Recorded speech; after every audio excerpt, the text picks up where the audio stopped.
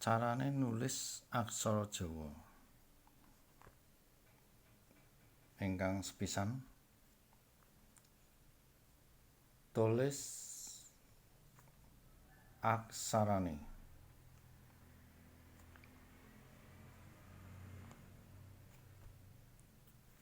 Ingkang nomor kalih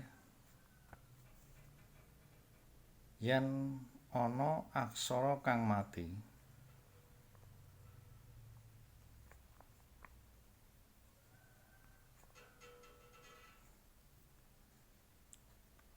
yen ana aksara sing mati ingkang sepisan gunake sandhangan.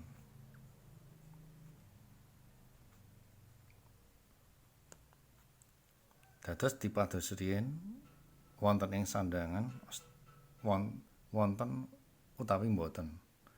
Menawi wonten ginakaken kedah dipun ginakaken. Menika wajib nggih. Nanging menawi boten wonten ing sandhangan amargi aksara mati wonten ing sandhangan menika cacahipun wonten watese terbatas, boten sedaya wonten. Nanging ingkang mliginipun ginakaken sandhangan riyin menika wajib.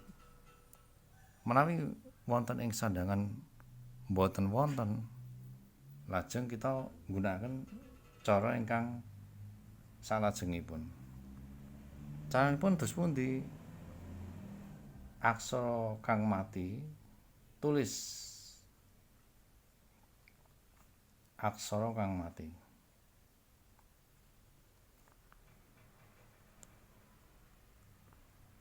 Mati menika tegese boten dipuntempeli aksara swara a i u e o menika mati nggih. Tulis aksara sing mati banjur diwenehi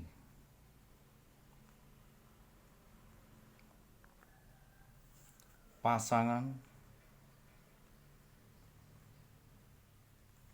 aksara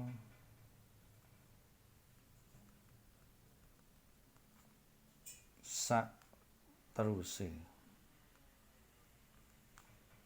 Menika tergantung kalian aksaranipun menapa, tergantung ukarane apa, tergantung kalian tembungipun kados menapa. Umpamanipun nulis bapak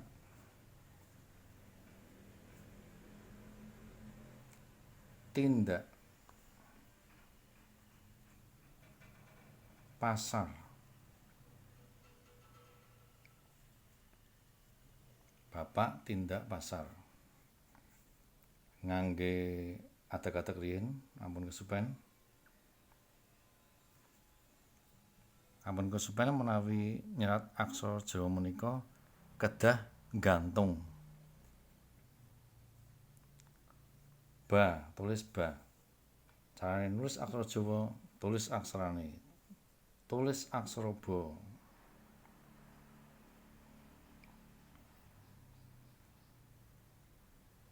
Nun sewu klentung nggih. Aksara ba. Ya menika gantung. Mboten nempel wonten garis mriki, tengah-tengah. Gantung. Ba. Pa. Lah menika aksara ka mati. Mati menika tegesipun boten wonten aksara swara a i u e o ingkang nempel wonten aksara ka. Salajengipun boten enten aksara a i u e o menika mati. Caranipun dos pundi? Menika dipun maos malih nomor kalih.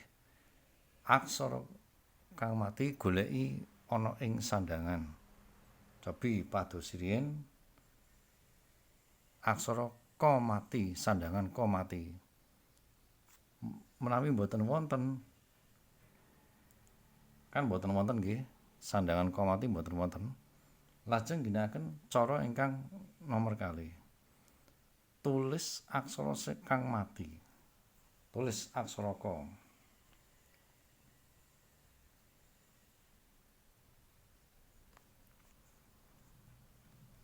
Banjur diwènèhi pasangan aksara sakterusé.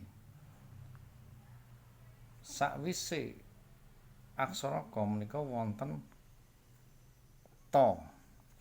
Lajeng diwènèhi pasangan aksara sakterusé. Aksara sakterusé aksara Ta wènèhi pasangan Ta.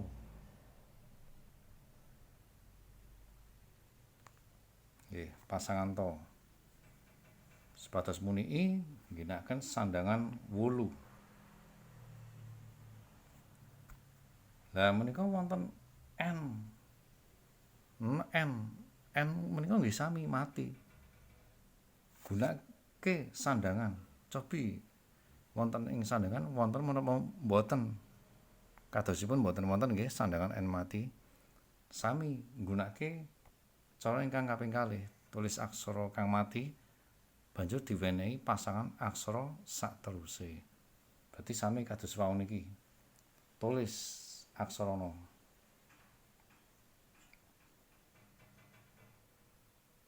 Aksarana dipuntulis banjur diwènèhi pasangan aksara sakterusé. Aksara sakterusé aksara Da. Aksara sakterusé aksara Da diwènèhi pasangan Da.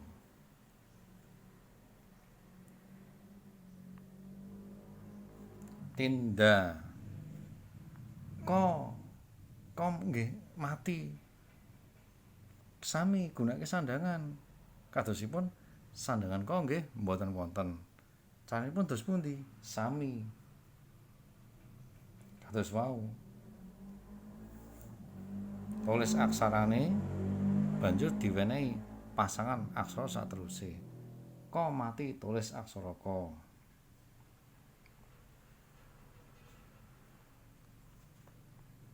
Diwènèhi pasangan aksara sakterusé. Aksara sakterusé aksara Pa diwènèhi pasangan aksara Pa, pasangan Pa.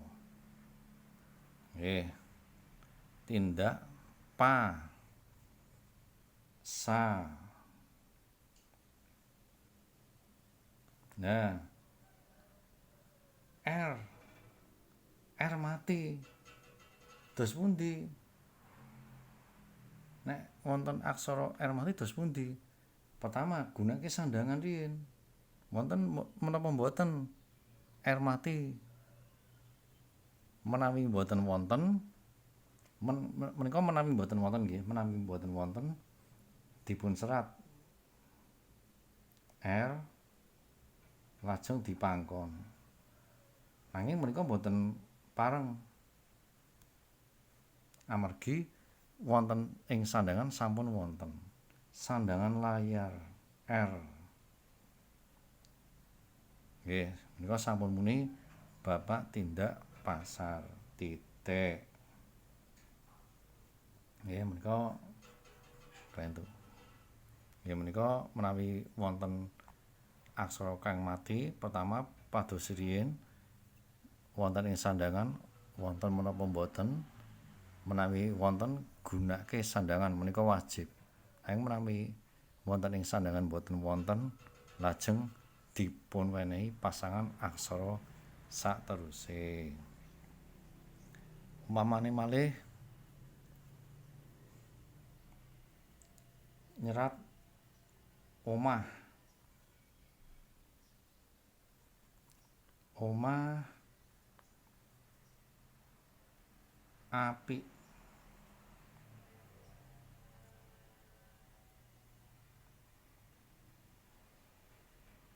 Banget. Sami nggih ginakaken adeg-adeg. O menika wonten O. O menika saged dipunsrat ngangge aksara H. Dados aksara H saged muni A I U E O gumantung kaliyan aksarane, ukarane tembunge. Tambahi taling tarung. Taling wonten sisih kiwa, tarung wonten sisih tengen. Ampun kesupen ingkang nyerat gantung. Mboten nempel wonten mriki, wonten tengah-tengah, gantung. O ma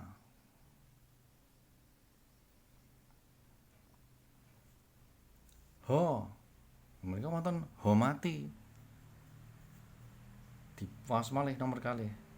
Aksara mati gunake sandangan. Pados riyin sandangan wonten menapa mboten? Wonten nggih ngangge wignan utawi wijah.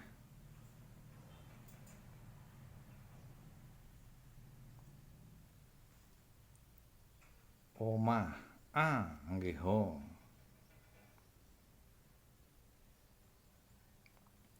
Po wulu. Ko mati. Menika wonten ko mati. Dos pundi menawi wonten aksara kang mati nggih sami. Gunake sandangan. Kadosipun sandangan ko mati mboten wonten nggih. Gunake cara ingkang salajengipun.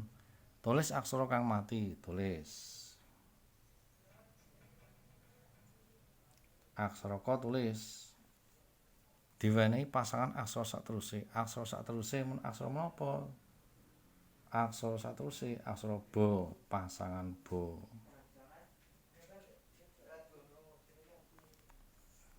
Apik ba. Pun muni apik ba. Ngo. Ngangge ngo.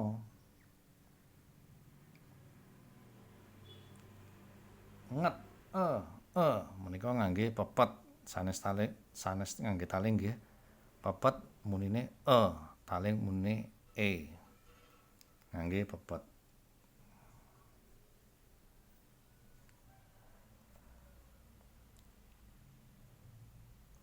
Aksara to mati.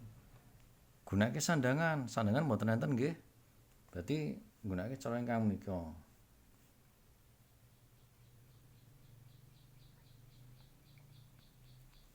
Sandangan to mboten wonten, lajeng gunake cara ingkang kalih. Tulis aksara mati sampun dipun tulis diwenehi pasangan aksara sakteruse. Lah, aksara sakteruse pundi? Wong menika sampun rampung.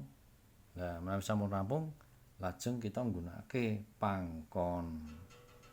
Nggih mateni aksara.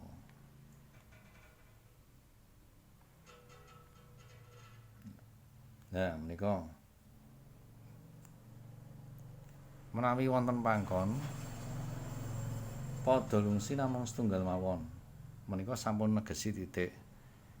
Menawi mboten wonten pangkon padha lungsi ajeg kalih. Paham nggih? Dados menawi wonten pangkon padha lungsi menika sampun negesi titik.